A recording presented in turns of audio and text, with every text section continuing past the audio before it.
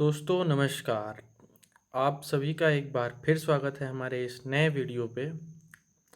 दोस्तों यदि आपने अभी तक हमारे चैनल को सब्सक्राइब नहीं किया है तो सब्सक्राइब कर लें ताकि आने वाली वीडियो का आपको पता चलता रहे। और दोस्तों यदि आपको यह वीडियो अच्छी लगे तो लाइक और शेयर करना ना भूलें।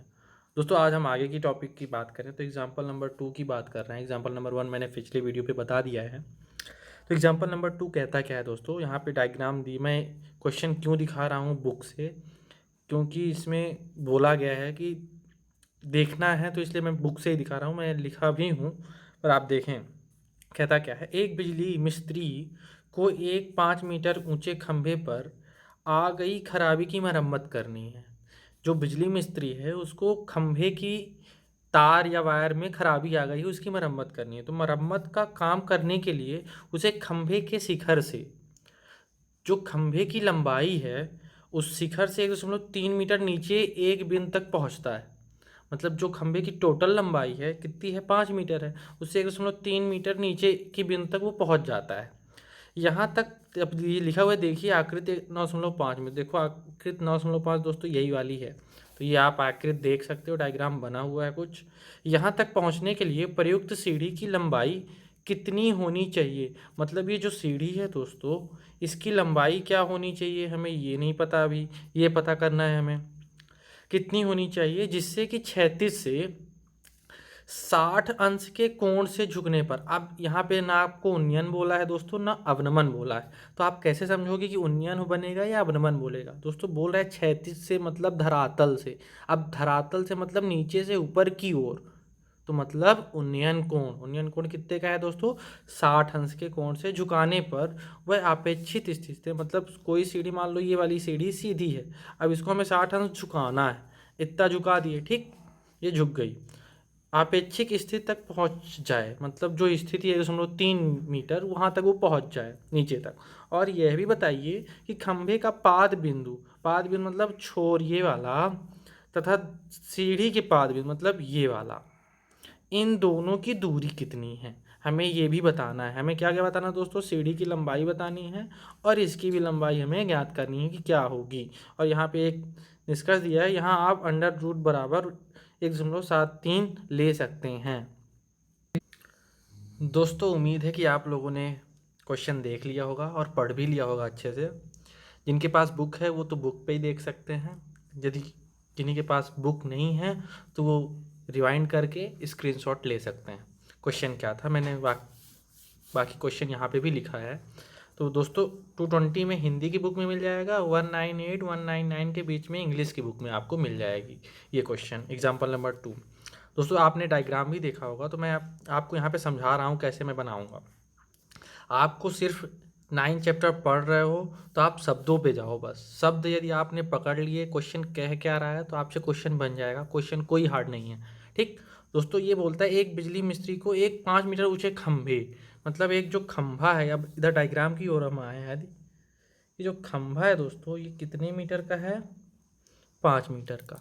ये बात हमें पता चल गई, ठीक। अब ये जो दोस्तों 5 मीटर का खंभा है, फिर उसके बाद क्या बोलता है यदि हम देखें, ऊंचे खंभे पर खराबी की मरम्मत करनी है। मरम्मत का काम करने के लिए उसे खंभे के शिखर, खंभे का शिखर ये कहलाएगा दोस्तों, शिखर यानी उच्च, शिखर से 1.3 मीटर नीचे, मतलब यहाँ पे आप मान लो यहाँ तक पहुँच 1.3 मीटर, ये शिखर से 1.3 मीटर नीचे, ठीक। और टोटल कितना है, ये जो है यहाँ से लेके यहाँ तक की लंबाई कितनी है दोस्तों, 5 मीटर। तो अभी मैं ये नाम दे देता हूँ, पहले ए ये है, बी ये है, ए ये पॉइंट दे दिया, बी ये पॉइंट दे दिया। अब आगे बढ़े हम, नीचे एक बिंदु तक पहुँचता है, यहाँ तक पहुँचता है, कैसे पहुँचता है ये तो अभी हमें पता ही नहीं है। यहाँ तक पहुँचने के लिए प्रयुक्त सीढ़ी की लंबाई कितनी होगी। अब हमें सीढ़ी चाहिए, यहाँ पे आपने डायग्राम में भी देखा होगा एक सीढ़ी ली हुई है, तो यहाँ पे सीढ़ी लगाएगा टेक करके। तो मान लो यहाँ पे मैंने सीढ़ी एक्चुअली में अच्छे से बनाया नहीं है, ये सीढ़ी है मान लो। अब आपको किताब में अच्छे से मिल जाएगी सीढ़ी, ये सीढ़ी, ठीक। सीढ़ी का प्रयोग करता है कि लंबाई कितनी होगी, मतलब यहाँ से लेके यहाँ की लंबाई क्या होगी दोस्तों ये बतानी है हमें। क्षैतिज से, अब क्षैतिज मतलब ये जमीन का ये पाद बिंदु यही कहलाएगा ना इसका खंभे का, यहाँ से यहाँ जमीन क्षैतिज से इसका जो एंगल बन रहा है दोस्तों, ये कितने का बन रहा है दोस्तों, 60 अंश का। क्षैतिज से 60 अंश का कोण बन रहा है। इसे आप दे दो क्या नाम, सी नाम दे दो। अब यहाँ पे जो पॉइंट है इसको नाम क्या दे दो बच्चों, डी। ये बात समझ में आई, ए बी सी, यहाँ पे क्या आ गया, डी।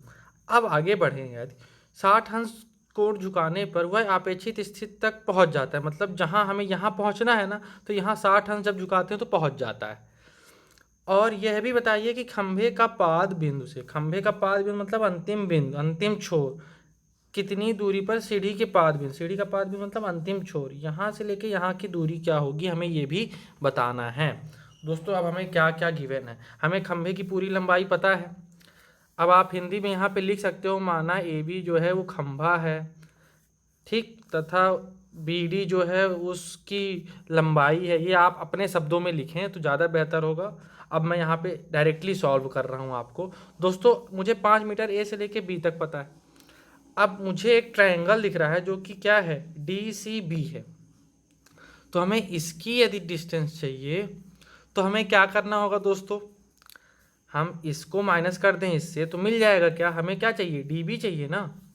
हमें क्या चाहिए दोस्तों, डी बी चाहिए। तो A B minus A D कर दें तो हमें क्या मिल जाएगा दोस्तों, डी बी मिल जाएगा। तो ए बी के मान कितना है दोस्तों, 5 माइनस का 1.3 बराबर डी बी। तो 1.3 घटाओ यदि तो कितना आ जाएगा दोस्तों, 3.7 बराबर डी बी। तो डी बी की वैल्यू कितनी आ गई दोस्तों, 3.7 मीटर। यानी इसकी लंबाई कितनी हो गई दोस्तों, 3.7 मीटर। देख लेना, अच्छे से लिख लेना, यहाँ पे मैंने लिखा हुआ है। डीबी की लंबाई हमें कितनी मिल गई, 7 मीटर। अब ये मुझे मिल गया है, 60 अंश दिया गया है, तो पहले हम कर्ण निकालें या आधार निकालें, कुछ भी आप निकाल सकते हो, कहीं से भी आप निकाल सकते हो। आपके पास मैंने बताया है साइन है, कॉस है और टेन है। आपको मैंने एक फार्मूला बताया लाल बटे कक्का। यदि आप लोगों ने 8 चैप्टर पढ़ा होगा अच्छे से तो पता होगा।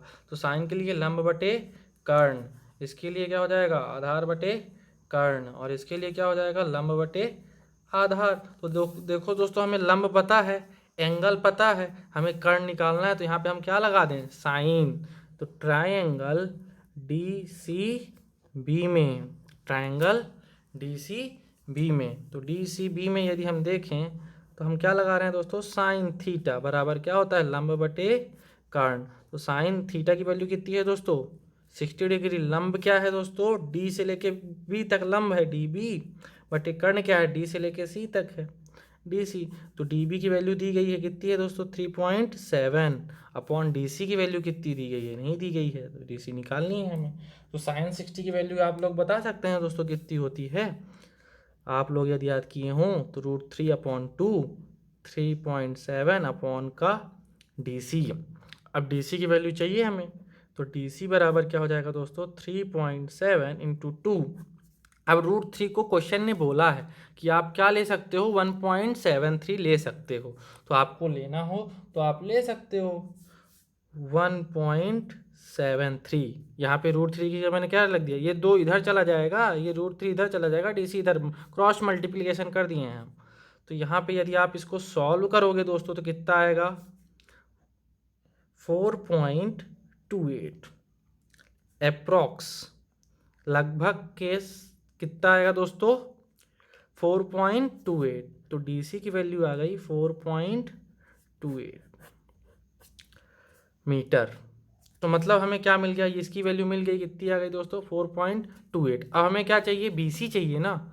बीसी के लिए मतलब अब हमें क्या होना चाहिए, हमें क्या क्या चाहिए, आधार चाहिए और लंब चाहिए। आधार तो हमें पता है ना, आधार और लंब चाहिए। तो हम क्या लगा सकते हैं दोस्तों, tan भी लगा सकते हैं। फिर से tan 60 बराबर लंब बटे आधार, आधार की वैल्यू चाहिए हमें। tan 60 का मान कितना होता है दोस्तों, आप लोगों को पता हो तो √3 होता है। √3 सॉरी, हाँ, 1√3। लंब कितना है दोस्तों, 3.7 अपॉन आधार कितना है दोस्तों, BC।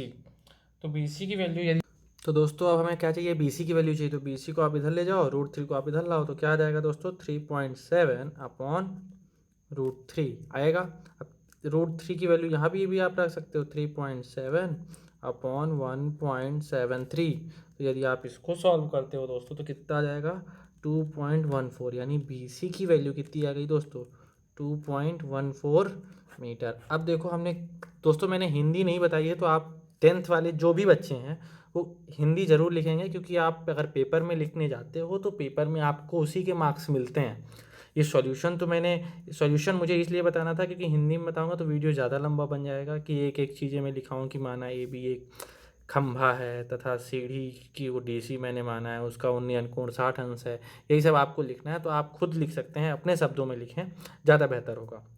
दोस्तों हमसे पूछा क्या गया था, खंभे के पाद बिंदु से किसी दूरी पर सीढ़ी के पाद बिंदु, मतलब ये और ये BC पूछा गया था हमारे पास। तो देखो BC आ गया हमारे पास 2.14 मीटर। अब दोस्तों हमसे एक चीज़ और पूछी गई थी, क्या पूछी गई थी, सीढ़ी की लंबाई कितनी होनी चाहिए, मतलब DC कितनी होनी चाहिए। तो हमने DC भी निकाल के दिखाया दोस्तों, DC कितनी होगी, 4.28 मीटर। दोस्तों यदि आपको इस क्वेश्चन में कोई भी डाउट हो तो कमेंट बॉक्स में बताएं। आज के लिए बस इतना ही, धन्यवाद। यदि आपको वीडियो अच्छा लगा हो तो लाइक और शेयर करना ना भूलें।